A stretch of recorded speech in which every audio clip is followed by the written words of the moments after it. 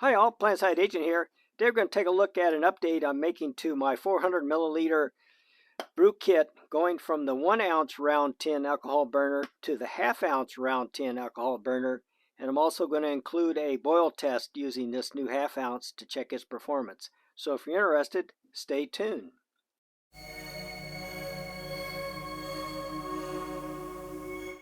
Okay, let's get started. I do have a video on this brew kit, and I'll leave a link to it in the description, along with links to my playlist for cook kits and stoves. So if you're interested, you can chase those down. Also, on Habit, I do have links to videos on all my round tin alcohol burners, and I have a separate playlist on that, and I'll also include that in the description if you want to take a look at that. So, what precipitated this change is, a while back I was watching a video on a survival kit, and the kit that the guy was looking at actually had a fishing kit in one of these half-ounce round tins, and I go, well, that's pretty darn cool. I think I'm going to make some of these, which I'm working on right now, and there'll be a forthcoming video for what I put in these little survival fishing kits.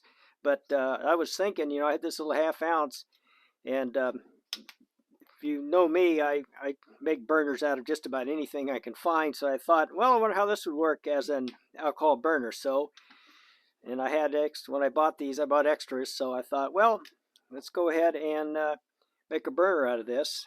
And like all these round tin ones, I just take some carbon felt, I cut a strip and then coil it and put it inside the aluminum tin. You can find these things, I think, on eBay quite a bit, all different sizes. In fact, I have the half ounce, a 1 ounce, and I actually have a 2 ounce kit. But anyway, so one of the advantages, so I wanted to know, if this was going to have enough fuel and oomph to boil some water. And I figured for this smaller kit, it shouldn't be a problem. I did test that, it does work, but I'm going to also do a boil test for you guys so you can take a look at it.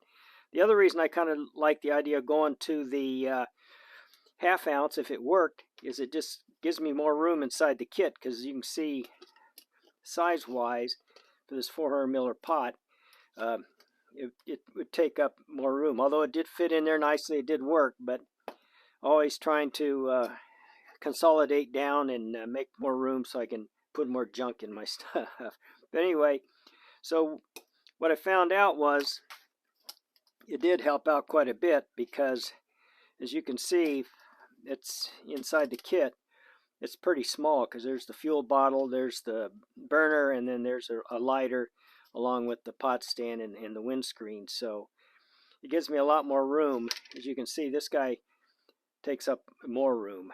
Oh, these are nice little burners. I've used these in several other kits. But anyway, so that's why I started, so I get more room in the kit, and just for fun. So that's the reason behind the update. It does give me more room. I can put a lot of stuff in here in my little brew kit. It's pretty small. Oh yeah, I got the bag for it. But I go into all that on the other video. So what I'm going to do now is I'm going to set this up for a boil test so we can see how the half ounce works, what kind of performance we'll get out of it. So I'll turn you off and get right back. Okay, I think I'm all set up now. I have, roughly 350 milliliters. This has a gradients on it up to 300, and I went a little above that, because 350 will be close to 12 ounces, which is a pretty good brew for what, and also it's just a little bit below the top of the cup, so it's probably the most practical limit. Although it's a 400 ml cup, 350 is probably the practical limit for boiling with this. And like I say, that's a respectable cup. Okay, so I have, like I say, 350 milliliter at 54-degree water. I got a half ounce of fuel in my little burner. And by the way, these little burners, they fill up fast. When I was filling it up with this guy, it overflowed pretty quick, so I had to clean things up so I didn't have a big fire. The kit, actually, I have one of these little 1 ounce poly bottles. So this with the little spout will make it much easier to fill it up. It won't come out quite as fast as it does on the old Trangia bottle over here. So anyway, just some side notes. Let's see. I do have a windscreen for this that I made out of a Foster's beer can. I'm not going to use for this since it's pretty calm in here. Although the windscreen does keeps things a little warmer, which probably helps performance, but not enough that I'm going to worry about it. Plus, I want to show you what the burn pattern looks like when this gets going. And I have a pot stand made out of hardware cloth. So let's go ahead and light the burner. There we go. Put on the pot stand and put on the pot. Oh, I also have it on my little platform, which is a piece of craft foam covered aluminum foil. That just insulates the burner from the ground. Go ahead and turn the lights off and let you look at the burn pattern. And there's your burn pattern. Looks really good. I'm not sure going to make it. I noticed that the burner's starting to run out of fuel. I'm at 201, and that hit about at 10-minute mark. So I'm wondering, probably if I put the windscreen around it, it might help their performance. Of course, 200 is still pretty decent. You know, you can brew tea or coffee with it without any problem. If you're looking for ultra compact. Now the 1 ounce, it'll definitely send this thing to a boil. Yeah, it looks like it's just about done there. You know, I'm thinking I'm going to, after this all settles down, I'm going to go ahead and try another burn with the windscreen around it. So as soon as this is all, yeah, it looks like this is as good as 201's as good as it's going to get. So I'm going to go ahead and clean everything up and try again here in a little bit. Okay, I'm all set up for the second test. This time we have, again, 350 milliliter at 55 degrees. Practicality, probably should just stick with 300 for this if you were going to use this setup. That's probably what I'll do. But anyway, so again, 350 at 55 degrees. I refilled this guy back up. And let's fire it off. And this time I'm going to put the windscreen on and see how much of a difference that makes.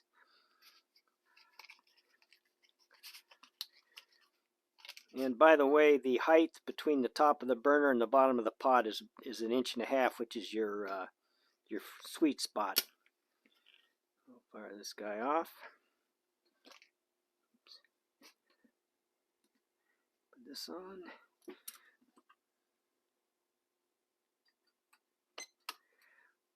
Got that going. You already saw the burn pattern. So I'll go ahead and just put this around it, see how that goes. See what kind of difference that makes. Should make a big difference. So I'm going to go ahead and turn this off, and I'll get back when we get a little closer to a boil or the burner burns out. Getting close. 209, 7 minutes and 18 seconds. That's more like it. That's more in the ballpark. Yeah, I hear the water boiling in there already. Just waiting for the magic 211. There it is. 728. All right, that's more like it. Looks like the windscreen definitely makes a big difference. Actually, I kind of knew it would, but using the inside, usually not that big of a factor. Well, of course, it's a little colder in here today. So anyway, I think what the windscreen does is it directs the heat around the sides of the pot. So definitely the windscreen makes a big difference. So let's see. See anything else about this? Ooh, the way it goes. Should have a tea bag out here so I don't waste that boiling water. So anyway, let's see.